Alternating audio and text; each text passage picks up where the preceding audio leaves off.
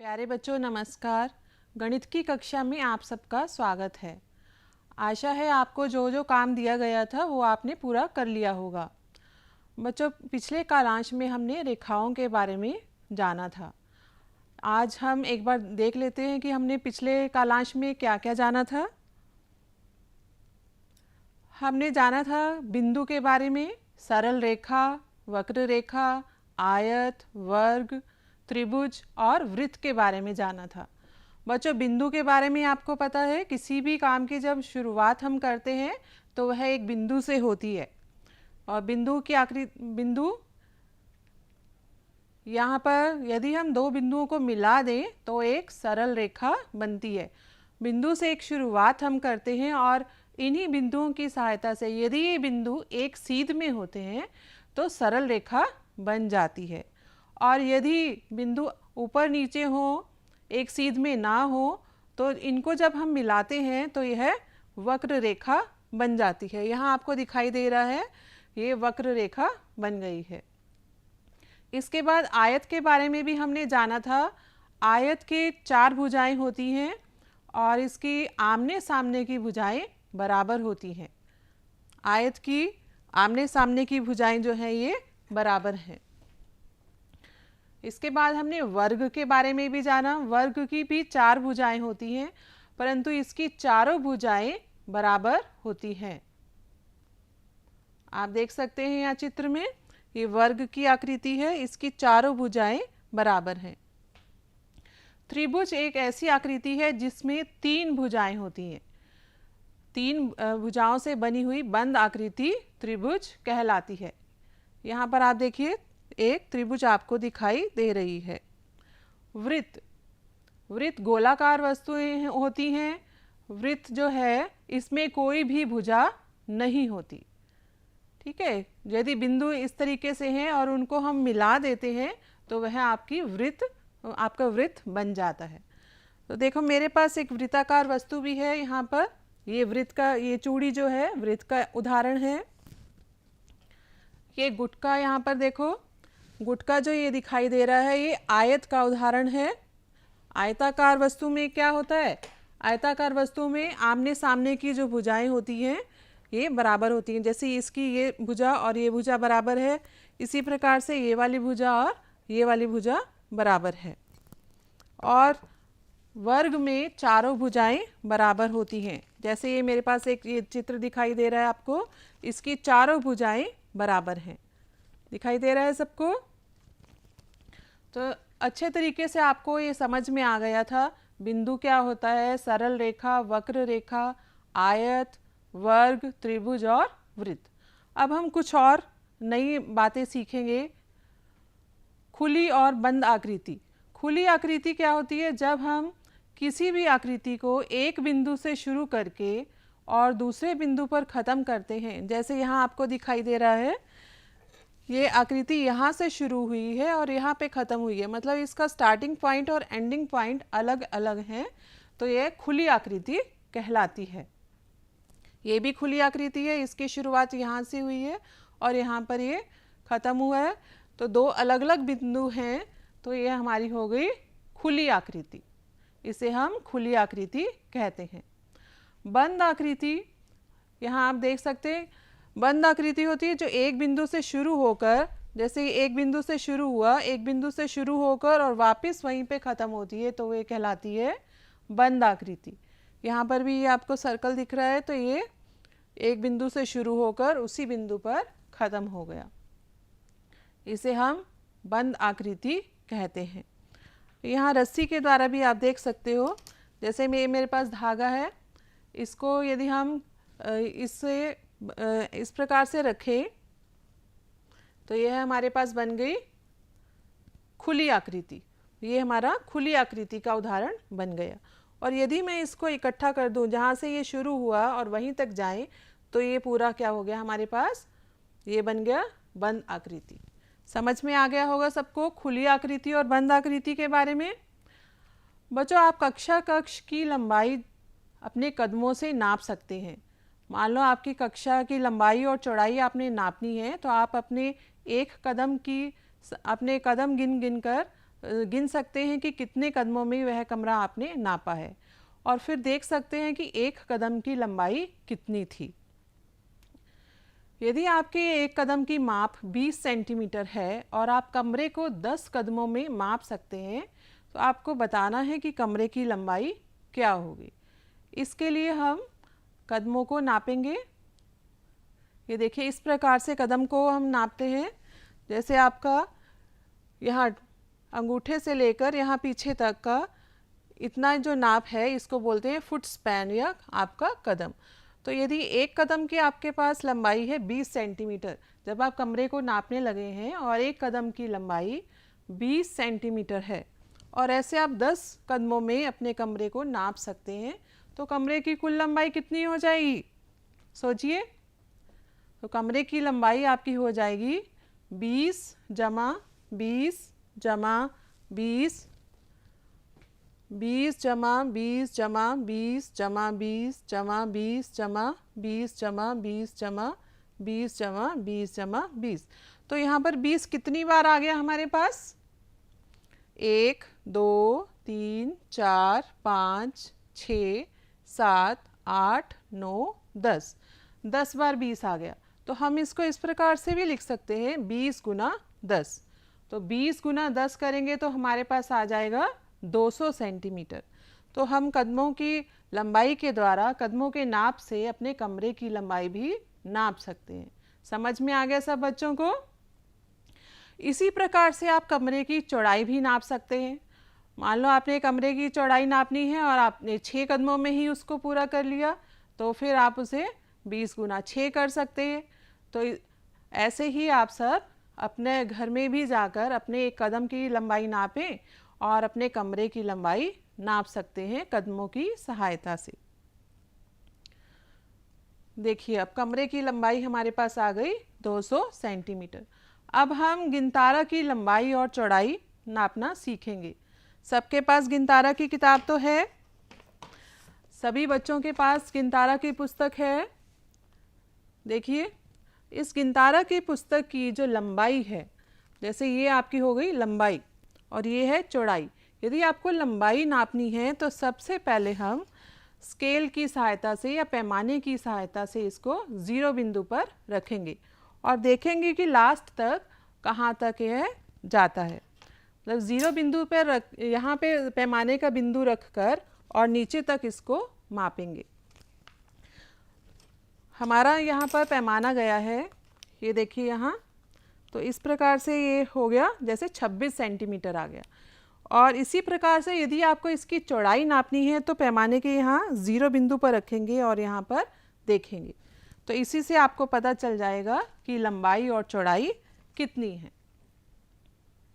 देखिए यहाँ पर ये आपकी लंबाई है और ये आपकी चौड़ाई है। तो जब भी आपको नापना है तो पैमाने के 0 बिंदु से शुरू करेंगे और देखेंगे ये कहाँ तक जा रहा है। तो ये लगभग 26 सेंटीमीटर आ रहा है आपकी लंबाई, और इसी प्रकार से पैमाने की सहायता से आप इसकी चौड़ाई भी निकाल सकते हैं। तो लंबाई और चौड़ाई नापना सबको आ गया, सबके पास पुस्तक है। सभी बच्चे अपनी अपनी पुस्तक की लंबाई और चौड़ाई नापें जल्दी से। Very good. चलिए आगे देखते हैं। शबनम के पिताजी के पास एक खेत था। उनके खेत में जानवर घुस आते थे और फसल को बहुत नुकसान पहुंचाते थे। शबनम के पिताजी ने सोचा कि खेत के चारों ओर कांटेदार जाली लगवा दी जाए, कांटेदार तार लगवा दी जाए, परंतु उन्हें समझ में नहीं आ रहा था कि कितनी तार लगेगी। तो बच्चों, क्या आप बता सकते हैं कि कितनी तार लगेगी? यदि खेत को हमने चारों तरफ से घेरना है तो हमारे कितनी तार की ज़रूरत पड़ेगी? सबसे पहले ये देखो कि खेत का आकार क्या है। यहाँ पर खेत जो है आयताकार आकृति में दिखाई दे रहा है। मैंने आपको पहले अभी आयताकार आकृति दिखाई थी। तो आयताकार जो आकृति है उसके चारों ओर आपने कांटेदार तार लगानी है। तो इसमें आयताकार खेत के किनारों पर कंटीले तार लगाए जाने हैं। तो किनारों की कुल लंबाई व कुल चौड़ाई के बराबर तार लगेगी। अब यहाँ पर हम देख लेते हैं कि लंबाई कितनी है। ये कांटेदार तार लगी हुई है और ये खेत है, इसकी लंबाई है 30 मीटर और चौड़ाई है 20 मीटर। तो कुल लंबाई और चौड़ाई कितनी हो गई यहाँ? 30 मीटर जमा 20 मीटर जमा 30 मीटर जमा 20 मीटर। तो इनको हम जब जोड़ेंगे 30 और 20 50 हो गए, 50 और 30 80, 80 और 20 100 हो जाएंगे। तो हमें कुल 100 मीटर तार की आवश्यकता पड़ेगी। समझ में आ गया आपको कि आयताकार खेत के चारों ओर 100 मीटर कंटीले तार की आवश्यकता पड़ेगी। बच्चों, यहाँ से हमें एक बात समझ में आई कि किसी भी बंद आकृति के सभी किनारों की लंबाई का योग उसका परिमाप होता है। यदि कोई आकृति है, बंद आकृति है और उसके किनारों को हम मापें, उसकी लंबाई देखें और लंबाई को जोड़ दें तो वह उसका परिमाप कहलाता है। आइए आगे देखते हैं। आयत का परिमाप जो हमने अभी देखी थी वह आयताकार आकृति थी। आयत का परिमाप हम किस प्रकार से निकाल सकते हैं? आपको पता है कि आयत की लंबाई, आमने सामने की जो भुजाएं हैं वो बराबर होती हैं, जिसे हम लंबाई और चौड़ाई कहते हैं। तो आयत की लंबाई और आयत की चौड़ाई, आयत का परिमाप, ये आयत है आपको दिखाई दे रहा है, ये इसकी लंबाई है और ये इसकी चौड़ाई है। तो यहाँ पर एक बार यहाँ लंबाई आ रही है, यहाँ चौड़ाई आ रही है, फिर लंबाई आ रही है और फिर चौड़ाई आ रही है। तो हम इसे लिख सकते हैं आयत का परिमाप बराबर लंबाई जमा चौड़ाई जमा लंबाई जमा चौड़ाई। तो यहाँ 2 बार लंबाई आई है और 2 बार चौड़ाई आई है। तो इस लंबाई को और इस लंबाई को यदि हम इकट्ठा कर लें तो ये हमारे पास बन गया 2 लंबाई। और इस चौड़ाई को देखें और इस चौड़ाई को, तो चौड़ाई और चौड़ाई 2 चौड़ाई हो जाएगा। अब यहाँ पर 2 लंबाई जमा 2 चौड़ाई है, तो यहाँ से हम 2 इसमें से बाहर निकालेंगे तो यहाँ बचा लंबाई जमा चौड़ाई, 2 गुना लंबाई जमा चौड़ाई। तो हमारे पास आयत के परिमाप निकालने का फार्मूला आ गया 2 गुना लंबाई जमा चौड़ाई। इसी फार्मूले की सहायता से हम अब एक प्रश्न को हल करते हैं। देखिए यहाँ पर आपको एक आयत दिखाई दे रहा है। इस आयत का हमने नाम लिख लिया क ख ग घ। क ख ग घ एक आयत है और इसकी लंबाई है 5 सेंटीमीटर और चौड़ाई है 3 सेंटीमीटर। अब हमने इसका परिमाप ज्ञात करना है। अभी आपको बताया था कि आयत का परिमाप निकालने का फार्मूला 2 गुना लंबाई जमा चौड़ाई होता है। तो आयत की लंबाई, ये आयत है, इसकी लंबाई है 5 सेंटीमीटर और आयत की चौड़ाई है 3 सेंटीमीटर। आयत का परिमाप बराबर 2 गुना लंबाई जमा चौड़ाई। जहाँ हमने ये कोष्टक लगाए हैं तो कोष्टक से पहले कोई चिन्ह नहीं है, इसका अर्थ है कि यहाँ पर गुना हो रहा है। तो इसे लिख सकते हैं हम 2 गुना लंबाई की जगह पर 5 लिखेंगे हम और चौड़ाई की जगह 3 लिखेंगे। 5 और 3 8 हो गए, तो ये बराबर आ गया 2 गुना 8 बराबर 16 सेंटीमीटर। समझ में आ गया सबको कि आयत का परिमाप निकालने के लिए हमें बार बार लंबाई और चौड़ाई को जोड़ना नहीं पड़ेगा। बड़ी संख्याएं भी आ सकती हैं आपके पास, तो फार्मूले से हम कर सकते हैं। और आयत के परिमाप का फार्मूला है 2 गुना लंबाई जमा चौड़ाई। अब हम देखते हैं वर्ग का परिमाप। वर्ग पता है आपको, वर्ग होता है, स्क्वायर भी बोलते हैं इसे। इसकी चारों भुजाएं बराबर होती हैं। वर्ग की चारों भुजाएं बराबर होती हैं। और वर्ग का यदि हमें परिमाप निकालना है, परिमाप का अभी बताया था, किसी भी बंद आकृति का जो भुजाओं का योग है वही उसका परिमाप कहलाता है। इसलिए यहाँ वर्ग आपको दिखाई दे रहा है, इसकी ये 4 भुजाएं हैं, चारों भुजाएं बराबर होती हैं। इसलिए वर्ग का परिमाप बराबर भुजा जमा भुजा जमा भुजा जमा भुजा। तो 4 बार भुजा को आपने जोड़ना है। यहाँ जब 4 बार आप भुजा को जोड़ोगे तो आप लिख सकते हो इसको 4 गुना भुजा।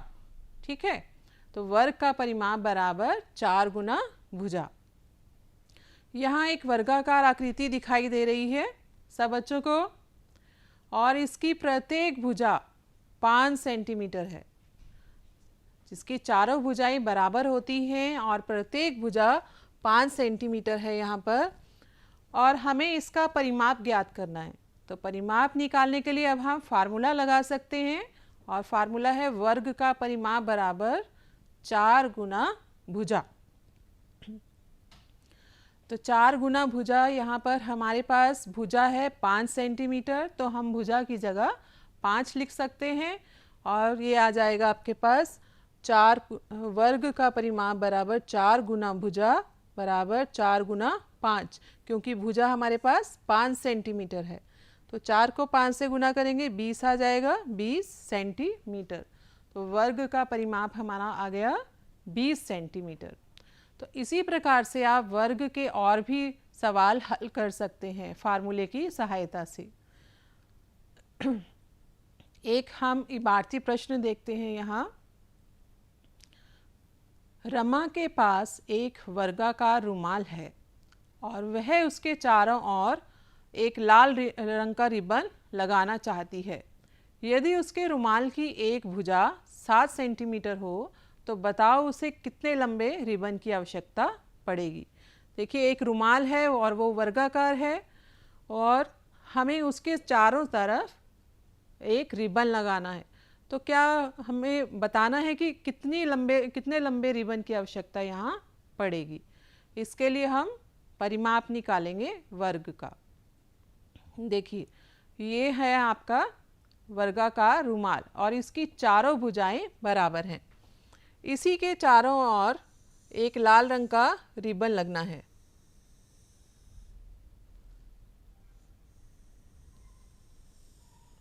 इस प्रकार से चारों तरफ लाल रंग का रिबन लगेगा।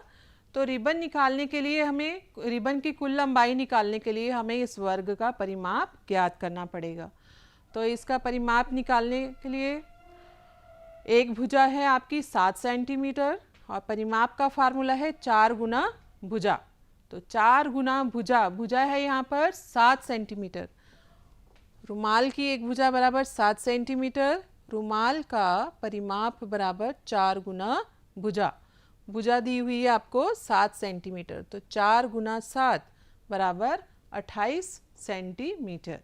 अतः रमा को 28 सेंटीमीटर लंबे रिबन की आवश्यकता पड़ेगी। सब बच्चों को समझ में आ गया। इसी प्रकार से आप अन्य सवालों को भी हल कर सकते हैं। इबारती प्रश्नों को भी आप इसी प्रकार हल कर सकते हैं। अब त्रिभुज का परिमाप। त्रिभुज में कितनी भुजाएं होती हैं बच्चों? त्रिभुज में 3 भुजाएं होती हैं। बिल्कुल सही, त्रिभुज में 3 भुजाएं होती हैं और हमें इसका परिमाप ज्ञात करना हो तो हम इसकी तीनों भुजाओं के माप का योग करेंगे। यहाँ एक त्रिभुज दिखाई दे रहा है आपको बच्चों और इसकी भुजाएं दी हैं 3 सेंटीमीटर, 4 सेंटीमीटर और 5 सेंटीमीटर। यहाँ दिखाई दे रहा है आपको एक त्रिभुज, इसकी एक भुजा है 3 सेंटीमीटर, 4 सेंटीमीटर और 5 सेंटीमीटर। अब हमें इसका परिमाप ज्ञात करना है। किस प्रकार से करेंगे? इसके तीनों भुजाओं को हम जोड़ देंगे तो हमें त्रिभुज का परिमाप पता चल जाएगा। त्रिभुज का परिमाप बराबर तीनों किनारों की माप का योग। ये फार्मूला है, इसको याद रखेंगे आप। त्रिभुज का परिमाप बराबर तीनों किनारों की माप का योग। तो इसमें 3 किनारे कौन कौन से हैं? 3 सेंटीमीटर है, 4 सेंटीमीटर है और 5 सेंटीमीटर है।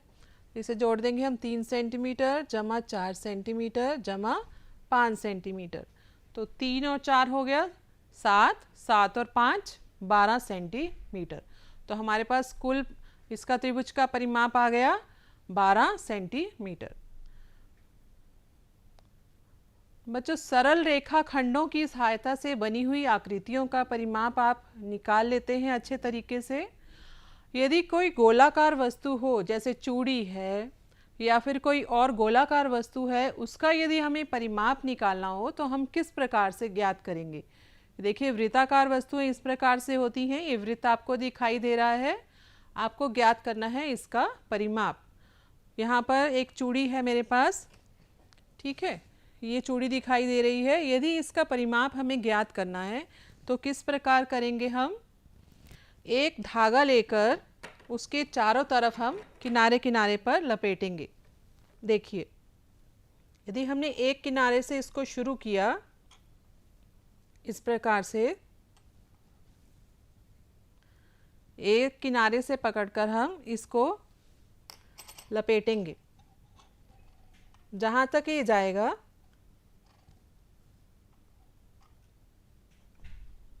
जैसे यहाँ से यहाँ तक आ गया हमारे पास।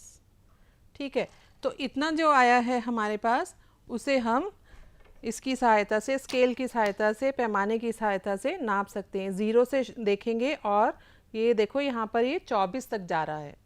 ठीक है, तो इस चूड़ी का परिमाप हमारे पास आ गया 24 सेंटीमीटर। समझ में आ गया कि इसको इसके यहाँ पर एक पॉइंट से शुरू करके आपको उसी पॉइंट पर इसको लेकर जाना है धागे को, और फिर आपको उसको स्केल से नाप लेना है। तो जितना भी नाप आया है आपके पास, वही इस पैमाने का, वही इस चूड़ी का परिमाप होगा। देखिए,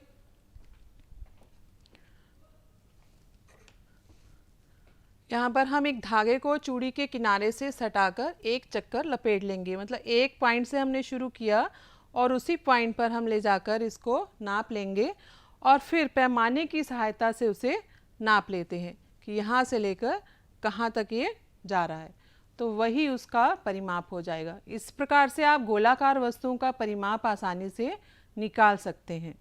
वृत्ताकार वस्तुओं का परिमाप आप आराम से निकाल सकते हैं। अब करके देखते हैं। यहाँ आपको 3 बिंदु दिखाई दे रहे हैं। इन 3 बिंदुओं को आपने मिलाना है और भुजाएं बनेंगी आपके पास और उसका परिमाप निकालना है। सभी बच्चे अपनी अपनी कॉपी में 3 बिंदु बनाएं इसी प्रकार से और इन बिंदुओं को मिलाएंगे। इन बिंदुओं को मिलाना है आपको। देखिए,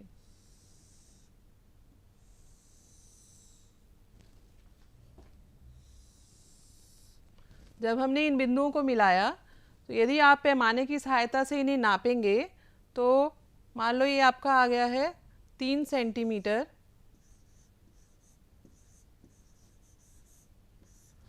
ये है आपका 5 सेंटीमीटर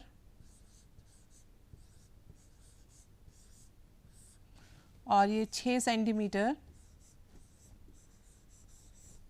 और इनको कोई नाम दे दें हम, क, ख और ग। तो इस आकृति का परिमाप निकालने के लिए आप क्या करेंगे, इन तीनों भुजाओं का योग करेंगे। परिमाप बराबर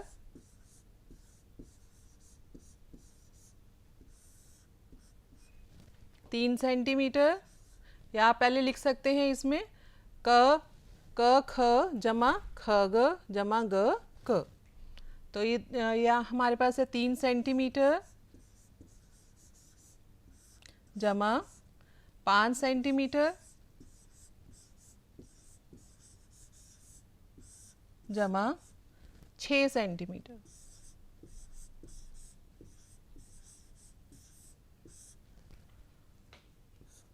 यहाँ पर 3 और 5 8, 8 और 6 14 सेंटीमीटर।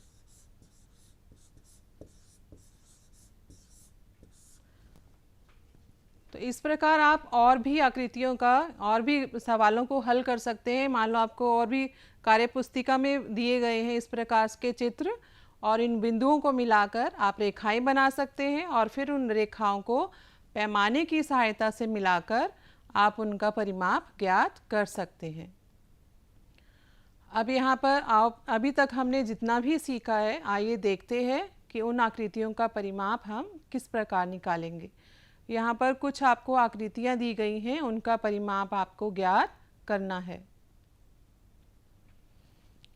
देखिए, यहाँ पर पहला जो है ये दिया गया है 7 सेंटीमीटर लंबाई है और 4 सेंटीमीटर चौड़ाई है। ये आकृति कौन सी आकृति है? आयत की, बिल्कुल सही। आयत की आकृति आपको दिखाई दे रही है। यहाँ आयत की लंबाई है 7 सेंटीमीटर और आयत की चौड़ाई है 4 सेंटीमीटर। तो परिमाप निकालने के लिए आपको वही फार्मूला यूज़ करना है। आयत की लंबाई और चौड़ाई को यूज़ करके आपको आयत के परिमाप का फार्मूला लगाना है। आयत का परिमाप बराबर 2 गुना लंबाई जमा चौड़ाई। तो यहाँ पर लंबाई है 7 सेंटीमीटर और चौड़ाई है 4 सेंटीमीटर। तो इसको आप हल कर सकते हैं। और ख में यहाँ पर आपको एक वर्गाकार आकृति दिखाई दे रही है। वर्ग की प्रत्येक भुजा बराबर होती है। इसकी एक भुजा है 3 सेंटीमीटर और वर्ग का परिमाप निकालने का फार्मूला आपको बताया गया है 4 गुना भुजा। तो 4 को आप 3 से जब गुना करोगे तो आपके पास आ जाएगा वर्ग का परिमाप बराबर 4 तिये 12 सेंटीमीटर। और तीसरे चित्र में यहाँ आपको एक त्रिभुज दिखाई गई है। इसकी प्रत्येक भुजा दी हुई है 2 सेंटीमीटर, 3 सेंटीमीटर और 5 सेंटीमीटर। तो त्रिभुज का परिमाप निकालने के लिए भी आपको तीनों भुजाओं को जोड़ना है। तो 2 सेंटीमीटर जमा 3 सेंटीमीटर जमा 5 सेंटीमीटर करेंगे तो 2 और 3 हो गया आपका 5 और 5 और 5 10 सेंटीमीटर आपका त्रिभुज का परिमाप आ जाएगा। यहाँ दूसरा प्रश्न है, आयत की एक भुजा 4 सेंटीमीटर है और दूसरी भुजा 6 सेंटीमीटर है। आयत का परिमाप ज्ञात करो। आयत की भुजा मतलब यही हो गया जैसे एक लंबाई होगी और एक चौड़ाई। एक भुजा 4 सेंटीमीटर है और दूसरी 6 सेंटीमीटर है। तो इसी प्रकार से आप फार्मूला लगाकर आयत का परिमाप ज्ञात कर सकते हैं। अब हम देखते हैं कि हमने अब तक कितना सीखा है। सबसे पहले हमने सीखा कि 3 रेखाखंडों से घिरी बंद आकृति त्रिभुज कहलाती है। कि त्रिभुज की कितनी भुजाएं होती हैं? 3। तो त्रिभुज में एक और त्रिभुज बंद आकृति होती है, खुली आकृति नहीं होती। इसके बाद हमने सीखा आयत के बारे में। आयत में आमने सामने की भुजाएं बराबर होती हैं। वर्ग की चारों भुजाएं बराबर होती हैं। वर्ग की आपने आकृति देखी थी, वर्ग की चारों भुजाएं बराबर होती हैं। और हमने परिमाप के बारे में सीखा कि किसी भी बंद आकृति के सभी किनारों की लंबाई का योग उसका परिमाप होता है। फिर हमने त्रिभुज का परिमाप निकालना सीखा। त्रिभुज का परिमाप बराबर तीनों कोनों की माप का योग, तीनों किनारों की माप का योग। वर्ग का परिमाप सीखा हमने। वर्ग का परिमाप बराबर 4 गुना एक भुजा की माप। इसके बाद आयत का परिमाप हमने जाना। आयत का परिमाप बराबर 2 गुना लंबाई जमा चौड़ाई। साथ साथ हमने वृत्ताकार वस्तुओं का परिमाप निकालना सीखा। बच्चों, वृत्ताकार वस्तुओं का जो परिमाप होता है वो ध्यान रखना, उसे हम परिधि भी कहते हैं। तो वृत्ताकार वस्तुओं का परिमाप निकालने के लिए हमने एक धागे की सहायता से उसका परिमाप निकालना सीखा। सभी बच्चे घर से अब कार्य करके आएंगे। प्रोजेक्ट कार्य के रूप में सब बच्चों को अपने परिवेश में से आयत, वर्ग, त्रिभुज और वृत्त के आकार के एक एक उदाहरण ढूंढ कर लाने हैं और उन वस्तुओं का जो भी आपने निकाला है, जो भी आपने उदाहरण खोजा है, उसका परिमाप भी ज्ञात करके आएंगे। और गृह कार्य के रूप में कार्यपुस्तिका गिनतारा की पृष्ठ संख्या 83 और 84 को आप घर से हल करके आएंगे। आशा है सब बच्चों को बहुत अच्छे तरीके से अब रेखाओं के बारे में जानकारी हो गई होगी और आप अपने दैनिक जीवन में इसका लाभ उठा सकते हैं, परिमाप निकाल सकते हैं। आप बता सकते हैं कौन सी सरल रेखा है, कौन सी वक्र रेखा है। चित्रों को देखकर या किसी आकृति को देखकर आप बता पाएंगे अब कि आयत कौन सा है, वर्ग कौन सा है, त्रिभुज कौन सा है और वृत्ताकार वस्तुएं कौन सी हैं। तो नई क्लास में, नई कक्षा में अब हम नई कल्पना के साथ आएंगे और नए प्रकरण को समझेंगे। तब तक अपने गृह कार्य को करते रहें। धन्यवाद।